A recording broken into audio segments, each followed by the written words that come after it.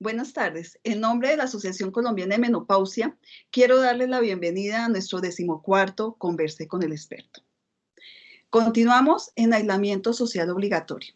Y dentro de las estrategias que viene implementando la Asociación Colombiana de Menopausia es la de llegar a sus hogares a través de temas de sumo interés para la mujer madura colombiana.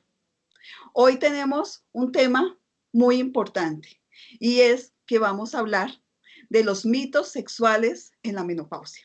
Y para desarrollar este tema, tenemos una invitada muy especial que se encuentra desde Medellín acompañándonos y es la doctora Carolina Londoño Gutiérrez. La doctora Carolina es médica cirujana de la Universidad Pontificia Bolivariana. Hizo una maestría en sexualidad clínica en el Instituto Mexicano de Sexología. También hizo una maestría en sexualidad educativa, sensibilización y manejo de grupos en el mismo Instituto Mexicano de Sexología. Es directora académica, docente y sexoterapeuta del Centro Psicopedagógico Integrado CEPI, que funciona en Medellín. Es miembro de la Asociación Colombiana de Menopausia a través del capítulo Antioquia y es docente y ha sido conferencista a nivel nacional e internacional. Doctora Carolina, bienvenida a nuestro Converse con el Experto. Hola, ¿cómo estás? Qué rico estar por acá acompañándoles, hablando de este tema tan lindo que espero lo disfruten tanto como lo disfruté yo organizándolo para ustedes y que podamos aprender bastante de este tema de los mitos en la sexualidad, particularmente en la mujer con menopausia. La idea es darle comienzo entonces a nuestra charla, ¿verdad? Bueno, entonces empecemos, Carolina. Ok. Muy bien. Vamos entonces a hablar de mitos sexuales durante la menopausia. Me parece importante compartirles primero que los mitos o la palabra mitos deriva del griego mythos, que significa palabra o historia. Un mito tiene un significado diferente para cada persona y esto es importante tenerlo en cuenta porque eso hace que cada persona tenga un significado diferente de cada mito. No tiene por qué transmitir un mensaje único, claro y coherente, lo que hace que muchas personas distorsionen incluso los mitos, y es fundamental saber que su interpretación es personal o cultural y que no siempre es cierta. Por eso el objetivo de la sesión de hoy es particularmente desmitificar esta parte. Los mitos suelen no ser dogmáticos, sino que son fluidos e interpretables y cambian con el paso de los años. El mito constituye una especie de lenguaje propio de una cultura que expresa su particular concepción del mundo a través de fascinantes historias. Y esto ocurre no solamente con el tema de la generalidad. Por ejemplo, en Colombia tenemos muchos mitos. Conocemos el mito del sombrerón, la muelona, el gritón, entre otros. Pero hoy particularmente vamos a hablar de los mitos sexuales. Sin embargo, también quería compartirles de dónde nacen los mitos, especialmente los mitos sexuales. Desde el principio de la historia de la humanidad, el concepto de nacimiento fue relacionado con algo mágico y algo divino. El pene tenía la connotación de divinidad fecundadora y la vagina tenía la connotación de ser recipiente. El sexo era entonces una fuerza mágica sobrenatural en la cual el pene más la vagina eran igual a la reproducción. Adicionalmente, el pene era considerado un órgano sexual que servía para orinar y la vagina un órgano sexual para orinar y para dar vida.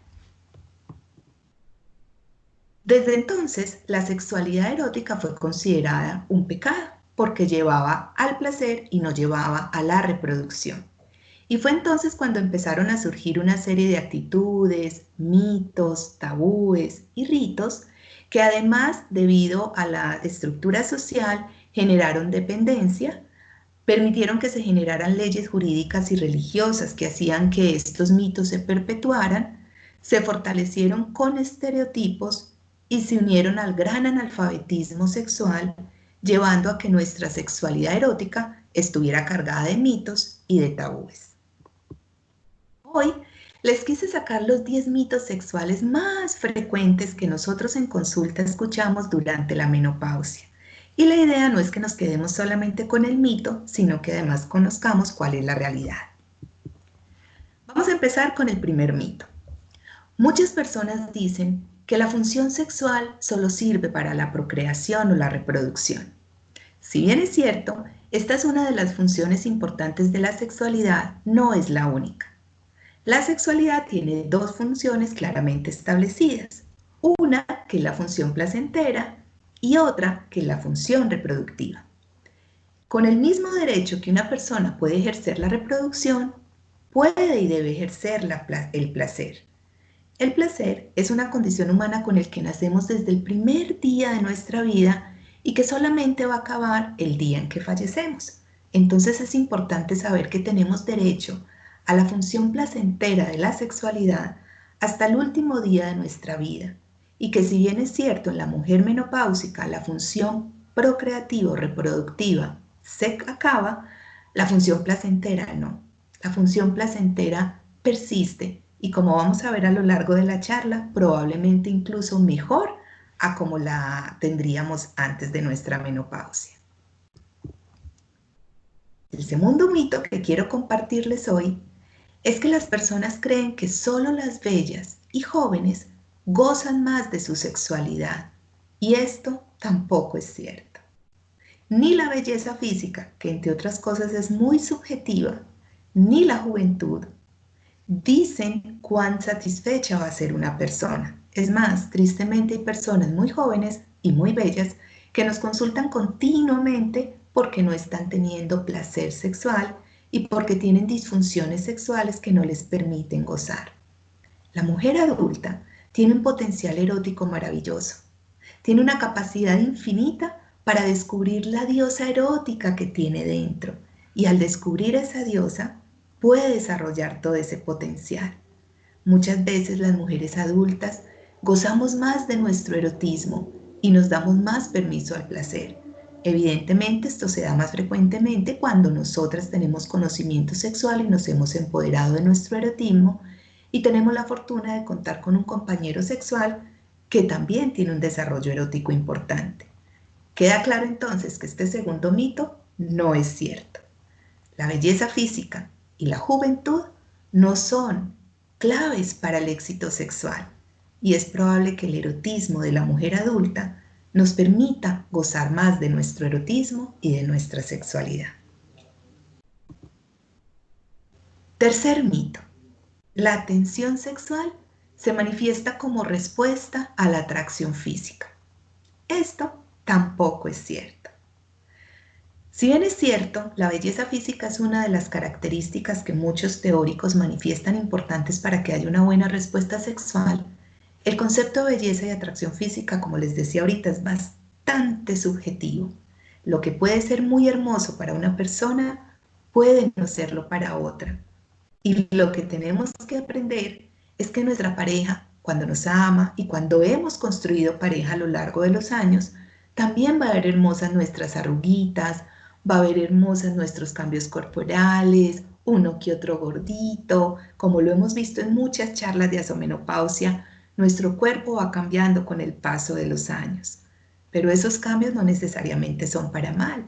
Entonces es importante entender que si como pareja no nos perdemos, la atracción física tampoco tiene que ser un factor para que no haya una buena respuesta sexual. Sin embargo, las investigaciones han demostrado que no es necesario que el físico esté siempre presente, o por lo menos la atracción física, para que haya una buena respuesta sexual. Se han hecho investigaciones donde a hombres y mujeres se le han tapado sus ojitos, se les hace un estímulo sin saber quiénes los están estimulando y hay una buena respuesta sexual. Puede haber una capacidad excitatoria importante, las mujeres podemos tener una buena lubricación, podemos tener unos ricos orgasmos, los hombres de estas mujeres que están en su época de la menopausia pueden tener maravillosos encuentros sexuales eróticos, placenteros, orgásmicos y que le permitan a ambos o a uno tener una excelente respuesta sexual. Así que este otro mito queda también descalificado. No es necesaria una gran atracción física para que haya una muy buena respuesta sexual.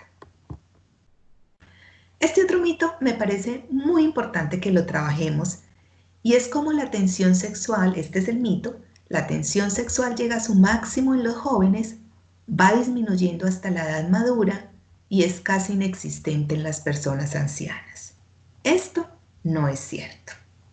La tensión sexual llega al máximo en el momento en que como personas nos demos el permiso de que esa tensión sexual llegue al máximo.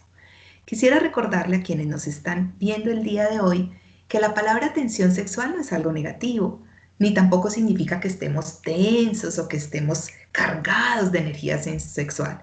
La tensión sexual es eso que vamos sintiendo día a día y que nos va generando ganas, deseo, es lo que te hace decir, ay, qué rico tener un encuentro sexual.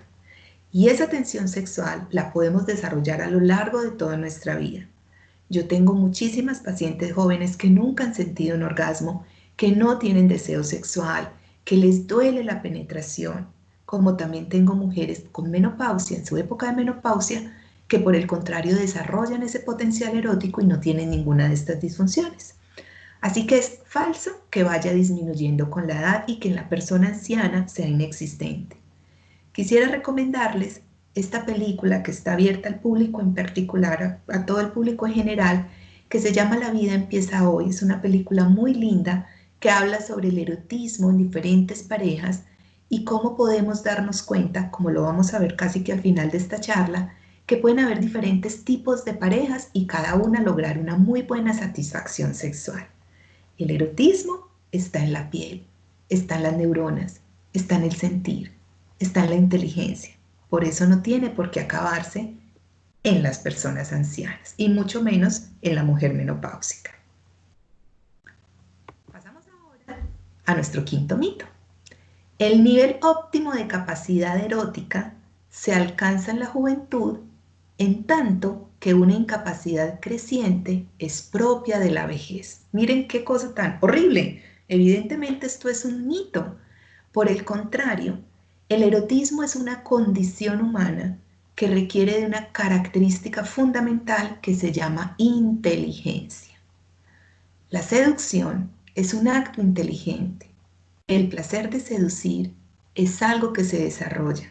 Si nosotros nos dedicamos a aprender a seducir y a aprender a erotizar a nuestra pareja y a nosotros mismos y a nosotras mismas, es muy probable que podamos llegar a nuestra adultez mayor, llegar a la época del adulto mayor o anciano, en el que el erotismo esté en todo el furor y en toda su plenitud. Muchas veces en la etapa de la menopausia, nosotras podemos empezar a presentar resequedad vaginal, un poco de disminución en el deseo, más dificultad para tener orgasmos, nos desconectamos fácilmente de lo que estamos haciendo y nuestros compañeros, en caso de que sean hombres, van a empezar a tener también dificultad eréctil, eyaculación precoz, pueden tener disminuido su deseo y todas estas condiciones hacen que la respuesta sexual física no sea tan buena. Pero la capacidad erótica no está en el pene, en la vulva o en el cuerpo físico. La capacidad erótica está en el cerebro.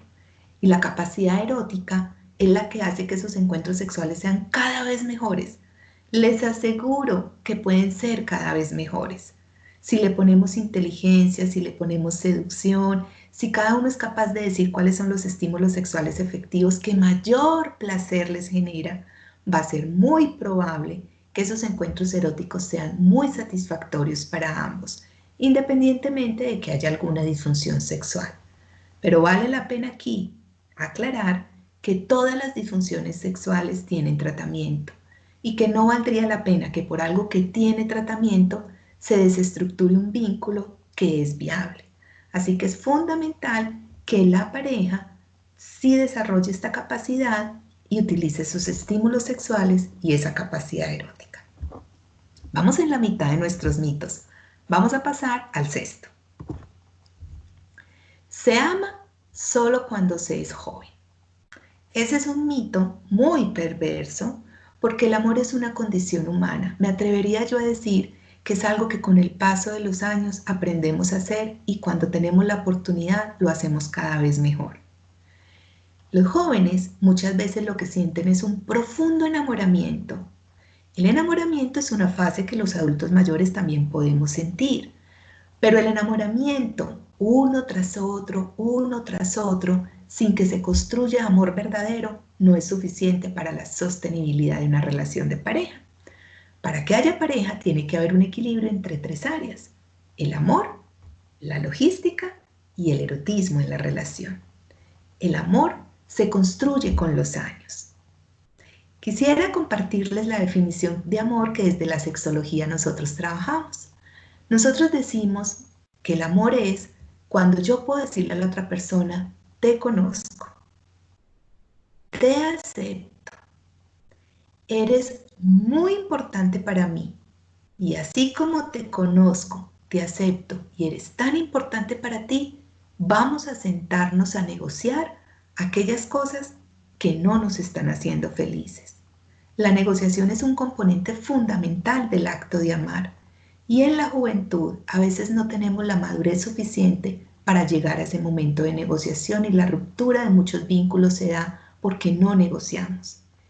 La vida adulta, cuando se acompaña de madurez y sabiduría, permite que esa negociación se dé, de manera tal que el amor es una condición humana que nos acompañará hasta el último día de nuestra vida, y es un amor fundamental para la construcción del vínculo, entendiendo que también debemos comenzar por el amor propio.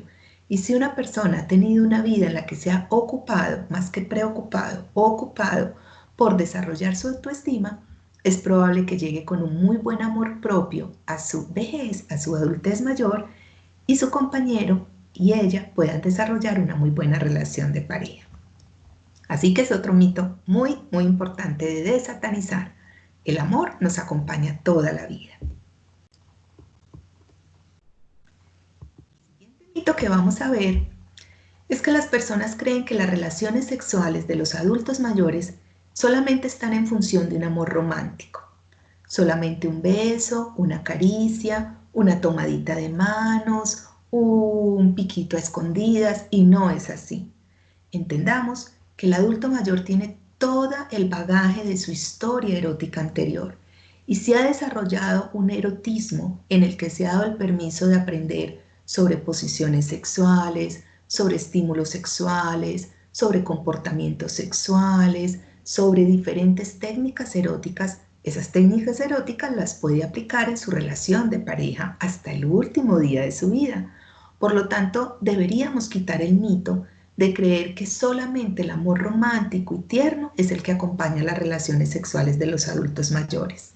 Probablemente hacen una conjunción muy bonita que hace que sean más interesantes los encuentros sexuales, pero no podríamos permitir que se siga perpetuando el ideal de que cuando alguien habla de que hay una pareja adulta mayor erotizándose, aparezcan frases como "qué asco", "gas", "no me los puedo imaginar", "me parece horrible", porque no tiene sentido. Todos y todas vamos a llegar a la adultez mayor, y la menopausia se debería convertir en una etapa de libertad que nos permita desarrollar, como les dije al principio, ese potencial erótico, y no ocultar el potencial en frases descalificativas del erotismo. Este es un mito muy importante de aclarar porque va en contra de uno de los derechos fundamentales, que es el derecho a la equidad sexual. Muchas personas dicen que en el encuentro sexual la mujer debe ser pasiva y el hombre activo. Y esto tampoco es cierto. El erotismo se basa en la creatividad erótica, en la capacidad de que ambos tenemos de decir sí o decir no, y en la posibilidad de que ambos seamos activos en nuestro encuentro sexual. Nosotros en sexología, por ejemplo, no utilizamos el concepto de pasivo o activo.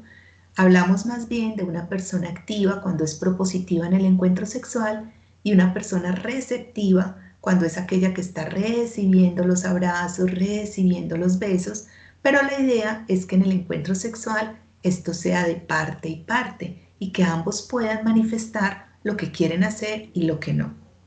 Este mito también va unado a otro, que es aquel en el que dice que la mujer siempre tiene que decir sí a lo que su pareja le dice, y que cuando llegamos a la menopausia Al cesar la función reproductiva, cesa la función placentera y quedamos a expensas de los deseos del hombre.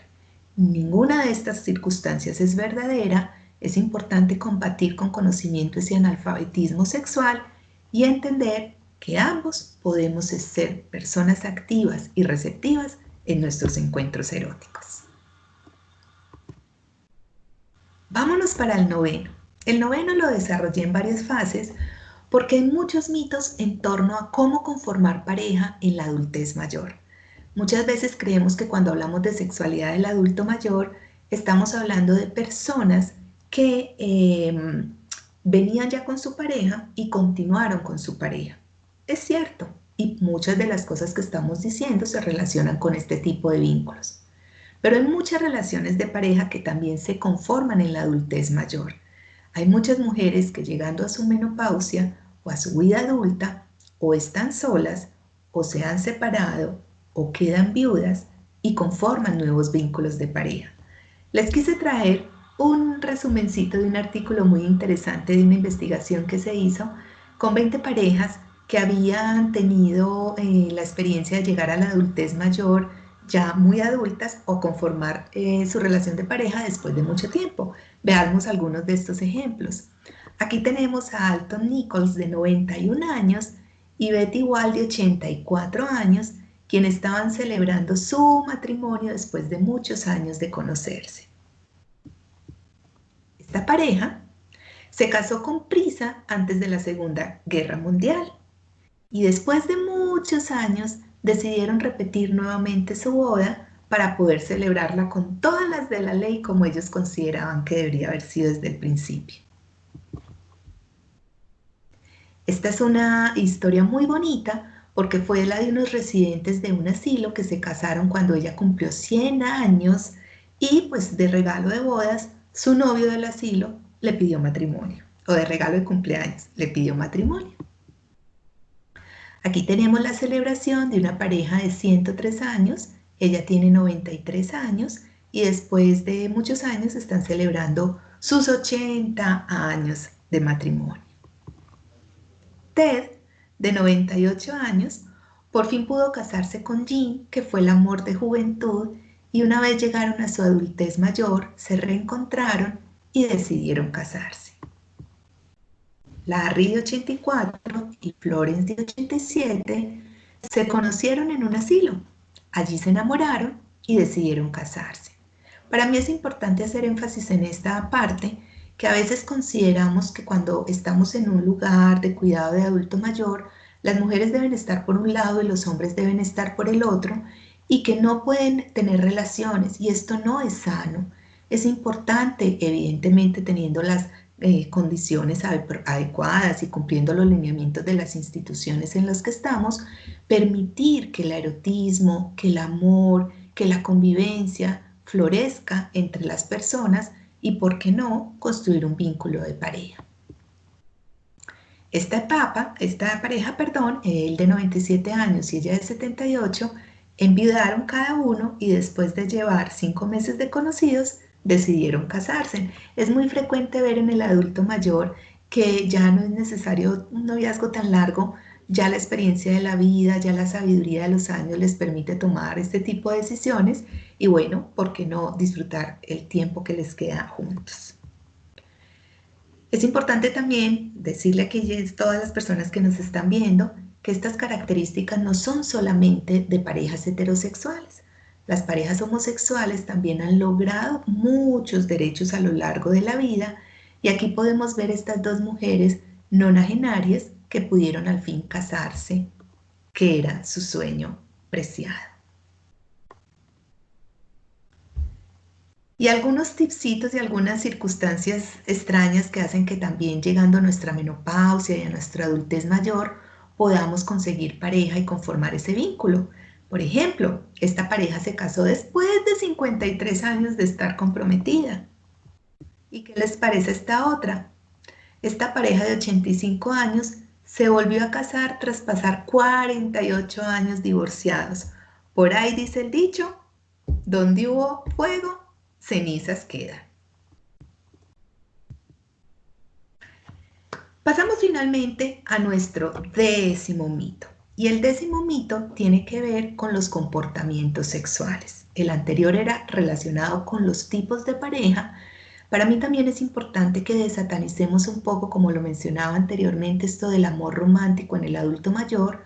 Los adultos mayores, y una vez llegamos a la menopausia, también podemos tener una serie de comportamientos sexuales que pueden enriquecer nuestra relación y que, aunque algunos de ellos pueden estar socialmente señalados o mitificados, pues realmente sí se presentan.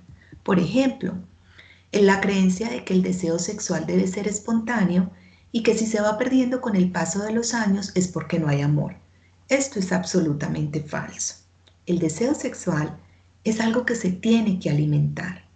Si no alimentamos el deseo sexual, lo que vamos a sentir es que se nos va acabando. Y no tiene nada que ver con el amor. Una persona puede amar infinitamente a otra y sexualmente no tener deseo. O puede recién conocer a alguien y tener una excelente respuesta sexual. Quiere decir que una cosa es el amor y otra cosa es el erotismo. Si el deseo sexual no se alimenta, lo que vamos sintiendo es que se va acabando.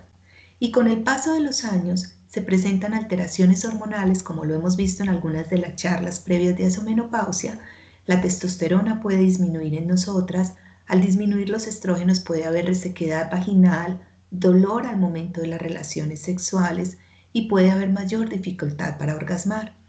Pero si utilizamos estímulos sexuales efectivos y si a esto le adicionamos la seducción, va a ser ¡pum!, nuestra respuesta sexual. Vamos a poder tener encuentros sexuales satisfactorios. La suma de lo médico, incluyendo lo físico, lo psicológico, que tiene que ver con la disposición anímica y que realmente sí haya pareja, y lo erótico, son componentes fundamentales para que el deseo se active. Hay un autor que me parece muy interesante, que trabaja muchísimo el tema de la seducción y que menciona que cuando en la pareja dejamos de seducirnos, ambos somos responsables de asistir al funeral de la pasión. Nunca podemos dejar que la seducción se acabe. Nosotros somos responsables de seguirnos seduciendo. Una mirada, un olor. Yo les decía que en esta época de cuarentena es muy importante que nos pongamos bonitos para nuestra pareja, que nos echemos la loción que más le gusta, que nos sentemos a conversar, que nos bañemos todos los días, que nos organicemos los deditos de los pies y de las manos en las uñitas, que estemos ocupados y preocupados por nuestra higiene sexual, porque todas esas características van a alimentar el deseo de la misma forma que lo van a acabar si no lo hacemos. El autoerotismo. No todas las personas tienen pareja y el autoerotismo es un derecho sexual, la capacidad de encontrar en qué zonas eróticas de tu cuerpo puedes sentir placer. Y recordemos que la mayor geometría erótica es la piel. En cualquier parte de nuestro cuerpo tenemos un gran potencial erótico. Hay personas que se excitan acariciándose el dedo gordo del pie, hay personas que se acarician el ombligo, hay algunas personas que acariciándose el cuello, los senitos o los órganos sexuales pueden descubrir un gran placer sexual. El autoerotismo es uno de los comportamientos sexuales que muchos adultos mayores logran descubrir o porque enviudaron, o porque están solos, o simplemente porque su pareja en ese momento no tiene deseo o tiene una enfermedad que no le permite tener un encuentro sexual. Así que como comportamiento sexual, las investigaciones han demostrado que puede ser muy interesante siempre y cuando no vaya en contra de tus principios, tus creencias y no obliguemos a nadie a hacer algo que no quiera. El uso de juegos, juguetes y cosmética sexual. Es fundamental utilizar todo este tipo de aditamentos para el desarrollo y el desempeño sexual. El analfabetismo sexual, el desconocimiento, hace que muchísimas personas no puedan utilizar o tener erotismo porque no tienen este tipo de aditamentos.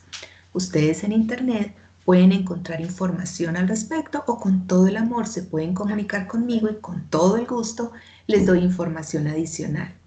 Pero no es nada malo, no es negativo. Lo más importante es saberlo utilizar, porque un juguete sexual mal utilizado sí puede ser muy aburridor. Entendamos también que los juegos no necesariamente necesitan de juguetes sexuales. El cambio de roles, la utilización de un traje erótico, algo que nos permita sentirnos sexy para nuestra pareja.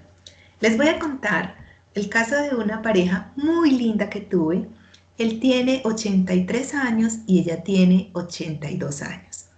El motivo de consulta era que él no quería morirse sin que ella se pusiera unas tangas. Incluso me decía, doctora, ¿cómo esas que utilizan las chicas de hoy en día, una tanga brasilera? Y ella decía, pero ¿cómo se le ocurre? Yo, ¿cómo me voy a ponerme una tanga de eso? Eso es de mujeres que a ella no le gustaba. Para no hacerles el cuento largo, les comparto que después de hablarlo, de compartirlo, de que ella se diera el permiso solita, de que se comprara las tangas que ella quisiera, que lo hiciera solita y si se sentía cómoda la compartiera con él, pues después de un tiempo llegan felices, felices, porque ella lo hizo y él pudo cumplir su sueño. 15 días después, llegan en una crisis tremenda porque ella quería que él se pusiera unos boxers, de verdad que sí los están vendiendo en algunos de los centros de venta de productos pues, de ropa interior, que son unos boxers transparentes, como de tela velada. Entonces ella decía que era que le parecería muy erótico que él se los pusiera porque así ella se iba a sentir una heroína que a través de los interiores le podría ver sus órganos sexuales. Bueno, él empezó a decir que cómo se le ocurría, que esto no era para él, que eso era hombres homosexuales, bueno, un montonal de mitos al respecto. Finalmente, cuando lo hicieron, los dos pasaron delicioso. Les comparto esto es porque muchas veces en honor a los prejuicios y a los desconocimientos dejamos de hacer cosas muy sencillas que podrían enriquecer la relación de pareja. Otro comportamiento sexual que también es frecuente y lo vemos mucho en consulta es el tema de la paidofilia. Quisiera aclararles a quienes nos están viendo hoy que la palabra paidofilia, cuando le quitamos la carga negativa, no es una palabra negativa. La palabra paidofilia significa el gusto o placer por vincularnos con personas 15 años menores a la edad que nosotros tenemos. Y la palabra gerontofilia, 15 años mayor a la edad que tenemos. Es muy frecuente también hoy en día encontrar parejas donde una mujer más adulta busca como compañero de vida e incluso sexual un hombre más joven. En este tipo de relaciones también es importante recordar los cambios generacionales, la brecha generacional que hay entre cada uno, porque la idea no sería que la persona más joven aborte su capacidad de vida y deje de vivir cosas que le tocarían vivir. Pero sí es frecuente encontrar estas relaciones que en nuestra cultura se han convertido en mitos y que hacen parte de comportamientos sexuales. Como verán, me podría quedar aquí hablando de muchos de estos temas. Es importante para mí hacer énfasis en que todo lo que les acabo de decir, todos los mitos que acabamos de aclarar el día de hoy, también son practicados en parejas homosexuales. Es decir, que las parejas homosexuales también tienen derecho, también sienten, también se erotizan y también pueden tener una excelente vida sexual independientemente de su atracción. Para ir concluyendo la sesión de hoy, quisiera que habláramos entonces y ustedes se cuestionen y se responden, ¿será la menopausia el final de nuestra vida sexual en función de lo que acabamos de hablar? Recordemos que la menopausia tiene aspectos muy positivos. Primero, la despreocupación porque ya no necesitamos métodos anticonceptivos y los síntomas de la menstruación ya no los vamos a seguir teniendo. Y al no tenerlos, pues evidentemente podemos relajarnos, ya podemos tener encuentros sexuales donde el temor a un embarazo no sea la razón para desconectarnos. Otro aspecto positivo es que muchas veces es la etapa para que la pareja se reencuentre. Es una etapa donde ya empezamos a recoger los frutos de lo que sembramos a lo largo de nuestra vida. Ojalá que cuando le pongamos chulito a todo lo que hicimos no nos queden muchos pendientes. Y si dentro de esos pendientes está haber continuado con la relación de pareja, es una etapa muy bonita para el reencuentro. A veces nos dedicamos a los hijos, al trabajo, al cuidado de nuestros padres y nos olvidamos de nosotras mismas y de nuestros vínculos. Esta etapa es una etapa maravillosa para ese reencuentro. Podemos mejorar la organización de nuestro tiempo. Probablemente tendremos más tiempo. Creo que esta experiencia que estamos viviendo todos y todas ahora en casa nos está demostrando cómo nos toca empezar a cambiar estos paradigmas sociales que existen de comportamientos con respecto al tiempo y cómo aprender a compartir verdaderamente en familia y con nuestra pareja. La comunicación sexual puede ser más asertiva. Es una etapa maravillosa para aprender a decir sí y para aprender a decir no. Los hijos muchas veces ya se han ido de la casa y quedamos un par de desconocidos. De pronto llegó el momento de volvernos a conocer. Pero si sí hemos construido pareja y hemos continuado juntos, el hecho de que los hijos no están nos permite que podamos tener variedad en nuestros encuentros sexuales, no siempre hacerlo en el cuarto, podemos hacerlos en diferentes lugares de nuestra casa, en la sala, en el comedor, en la cocina, en la oficina. Y bueno, finalmente es una etapa donde hay mayor intimidad, intimidad con nosotras mismas e intimidad con nuestra pareja. Recordemos que los comportamientos sexuales son muy variados a lo largo de todo el universo y el mundo. Dentro de un grupo humano existen infinidad de costumbres y comportamientos sexuales, y algunos que son comunes en ciertas sociedades van a ser rechazados en otras. No existe un solo comportamiento sexual que sea universal. Lo que puede ser adecuado para unas culturas puede no serlo para otras. Y de ahí que estos mitos se perpetúen por las costumbres que existen. Las actitudes de aceptación y rechazo de los comportamientos sexuales en un mismo grupo humano siempre se van a modificar con el tiempo, los sucesos históricos y sociales. Lo que anteriormente era prohibido, probablemente hoy ya no lo es. Y es muy probable que lo que hoy nos genera rechazo, el día de mañana sea aceptado socialmente. Es importante entender que las personas debemos adoptar una actitud objetiva y científica en cuanto a la sexualidad, que no nos imponga un sistema de valores propios y que permita una actitud de respeto ante los demás. No somos nadie para juzgar a otras personas. Esto no significa una permisividad absoluta y total. Significa que debemos ser empáticos y aceptar cualquier comportamiento sexual. En este caso hablando de la edad de la adulta mayor, en la menopausia o en la sexualidad después de que ya no tenemos la menstruación o nuestros hijos se han ido. Siempre y cuando, y con esto voy concluyendo, no dañemos a otra persona, a la pareja, ni a un tercero, no vaya en contra de la voluntad de los participantes y no nos aprovechemos del desconocimiento o la inconsciencia de las otras personas. Si este paradigma se cumple, todo, absolutamente se vale y la pareja puede desarrollar muchos comportamientos sexuales que enriquezcan su vida.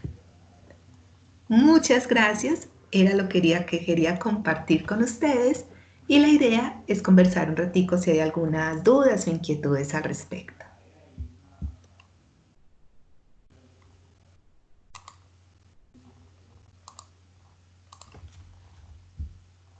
Carolina, realmente pienso que ha sido una conferencia estupenda, más de un evento académico, ha sido un momento en que nos has llevado a reflexionar de una forma muy tranquila. Has abarcado y has derrumbado esos 10 mitos que pueden afectar o que nos pueden afectar a las mujeres maduras y a nuestras parejas. Has resaltado los aspectos positivos de estar en esta interesante etapa de la vida. Creo que hacerte preguntas, creo que todas las consideraciones, todo lo que en algún momento pensé hacerlo, lo concluiste muy bien, pero yo sí quiero tener un mensaje a las personas que nos escuchan y creo que voy a prender la luz porque creo que estoy muy oscura. ¿Sí? Sí, Ahí te iluminaste, ahí te a mí me iluminaste. iluminó mucho mejor. Y es que hablar de sexualidad no es fácil. No es fácil, y más con la educación que muchas mujeres hemos tenido. Y eso viene desde nuestras familias, de nuestras concepciones religiosas, del temor al que dirán.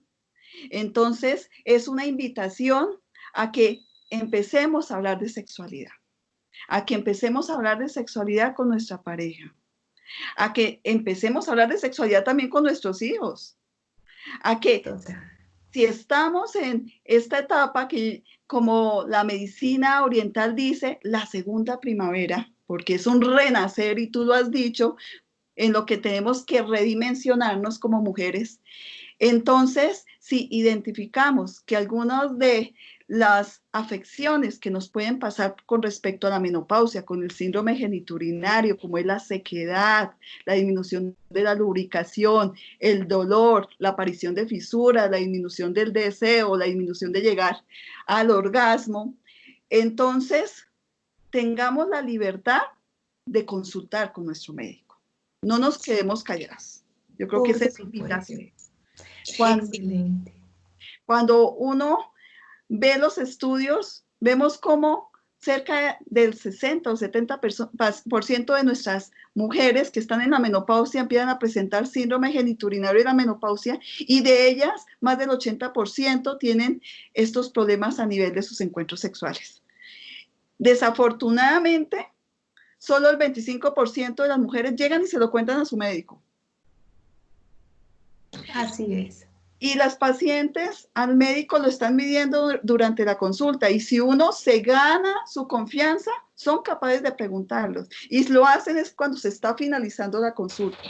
Y ahí sí yo también quiero invitar a los profesionales, a los médicos tratantes, y es que si nos llega a pasar finalizando una consulta, no le digamos la próxima vez hablamos, sino que tratemos de dedicarle un poquito más de tiempo, porque la paciente rompió ese silencio para hablar de su sexualidad, que era algo muy íntimo, y que la ayudemos. Por supuesto, por supuesto. Yo quisiera rescatar de esto que nos estás compartiendo varias cosas fundamentales. La primera, el objetivo de la sesión de hoy es desmitificar. No quiere decir que las circunstancias no se presenten. Evidentemente, hay unas características propias de la menopausia, pero como bien lo dices, tiene tratamiento y no tiene sentido que algo que tiene tratamiento, como lo decía yo, desestructure el vínculo de pareja o haga que la mujer se tenga que aguantar algo que no es necesario. Lo peor que nos puede pasar es aguantarnos un dolor, tener un encuentro sexual sin ganas, tener que fingir un orgasmo. Entonces, como bien lo decías, yo invitaría a quienes nos están viendo, que estén en el área de la salud, no nos dé miedo remitir. Los sexólogos clínicos somos las personas encargadas del tratamiento de estas disfunciones. Estamos preparados para hacer un abordaje integral, y es fundamental que la mujer reciba un acompañamiento no solo desde lo médico. Por ejemplo, hay muchas mujeres que se empeora toda esta sintomatología en la menopausia. Sí, la resequedad vaginal, la falta de deseo, la incapacidad orgásmica. Pero a veces ni siquiera les preguntamos hace cuántos años vienen con esta situación y asumimos que es solamente por la menopausia. Como también hay muchas mujeres muy eróticas que consultan solitas porque no quieren que les siga afectando su respuesta sexual, porque tienen ganas, pero ya no lo están disfrutando.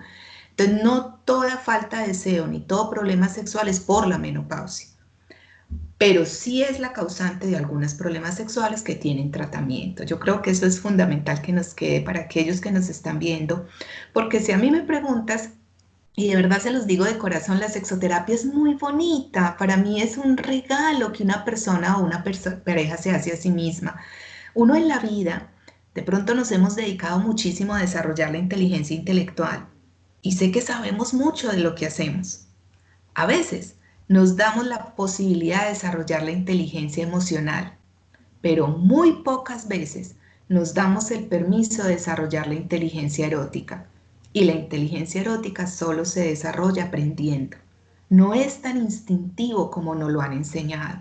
Entonces sí hay que conocer del tema para poder mejorar cuando estas circunstancias se presentan. Bueno, también yo quiero invitar si hay profesionales que nos están escuchando, pues este converse es más que todo dirigido a nuestra comunidad, y es que no nos dé miedo preguntarle acerca de la sexualidad a nuestros pacientes. Ahí estamos fallando. Y cuando yo decía que los estudios dicen que el 25% de las pacientes nos comentan, pues qué tristeza. Los médicos estamos rajados y no llegamos ni al 12% de los que preguntamos acerca de la vida sexual de nuestros pacientes, y es una invitación para nuestros médicos. No olvidemos la esfera sexual de nuestros pacientes. Sabemos que no tenemos esa formación, pero si hacemos la identificación, podemos remitir en un momento dado a una paciente y la podemos ayudar mucho. Por supuesto. De hecho, mira que estás mencionando algo fundamental, y es que es el médico el responsable de preguntar. O sea, la paciente tiene que estar muy angustiada cuando hace la pregunta. Así no se lo hayan dicho. Así que si nosotros les abrimos la puerta y no les manifestamos angustia, porque es que yo también entiendo, miren, cuando yo me gradué de medicina, yo recuerdo que a mí me llegaban con una pregunta de sexualidad y era como, Dios mío, ¿yo qué hago aquí? Mande 2 o 3 exámenes y luego ruegue para que el paciente no vuelva, porque ¿qué hace uno ahí? Entonces, si nosotros no tenemos conocimiento, porque no nos la tenemos que saber toda, hagamos la pregunta: ¿cómo está su desempeño sexual? ¿Cómo está su relación? ¿Qué está pasando? Y créanme que si cuando la remiten con una buena historia clínica, donde se evidencie que se preguntó por estas circunstancias, ya con eso se hizo mucho. Además, el 80% de la sexoterapia es escuchar a la paciente. El 80% del tratamiento es que se sienta empatizada. Es muy triste cuando, por ejemplo, una paciente le pregunta a su ginecóloga: ay, doctora, yo no tengo ganas, a mí no me gusta, a mí me duele. Y la respuesta de su terapeuta es: mijita, tranquila, eso es normal. Estos que se mantienen con ganas, no, eso es normal. Eso no es normal. No les sigamos dando una información falsa. A veces proyectamos nuestras propias disfunciones en nuestras pacientes, y se los digo con todo el amor y con todo el respeto, pero a veces eso es lo que pasa. Entonces, no es normal, tienes una circunstancia, ya no, incluso díganle a su paciente: mira, me hiciste la pregunta o me respondiste ya en un momento donde ya por respeto tengo el otro paciente, pero es fundamental que consultes por esto. Si quieres, haces otro espaciocito para que lo hablemos, o recuérdame, yo te doy el dato de alguien con quien puedas tener una consulta, pero no las dejen ir con la duda, ni con que la pregunta pase como inadvertida, como, sí, si eso es importante, lo vemos después, porque si no lo abordamos y somos nosotros los responsables de hacerlo, los pacientes no lo van a hacer. Nosotros hacemos unos ejercicios en los diplomados de sexualidad que dictamos para profesionales, en el que se hace un juego de roles y tenemos los médicos que ser pacientes y consultar por un motivo sexológico. Y solo cuando nos ponemos en ese lugar es que nos damos cuenta lo difícil que es preguntar sobre ese tema. Entonces sí es importante, y si te interesa el tema, fórmate. Hay diplomados en sexualidad, hay maestrías en sexología, hay muchos procesos que nos pueden ayudar a incrementar el conocimiento sobre este tema de la sexualidad. Cuando nosotros hacemos los talleres con la comunidad, te quiero comentar que esa es la queja de las pacientes. Que los médicos les estamos diciendo, pero eso es normal, ¿usted qué espera? ¿No se da cuenta que están pasando los años? Esa es una queja que nos hacen frecuentemente nuestros pacientes en los talleres que hacemos a la comunidad.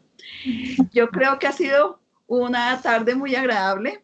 De verdad, Carolina, muchas gracias. Quiero darles bien las gracias a las personas que nos siguen, y yo quiero de verdad volverte a invitar en otra ocasión con un tema relacionado con la sexualidad. De verdad que aprendimos mucho, y yo creo que todas nuestras pacientes, todas nuestras mujeres que nos ven también han aprendido mucho. Te quiero invitar a que ojalá nos regales unos tips acerca de este derrumbamiento de los tabúes que hiciste hoy, de los mitos que hiciste hoy en este Converse con el Experto, para colocarlo en nuestra página, y darle una feliz tarde a todas. Y acuérdense, 26 años trabajando por la mujer madura colombiana, nuestra Asociación Colombiana de Menopausia. Mil gracias. A ti por la invitación.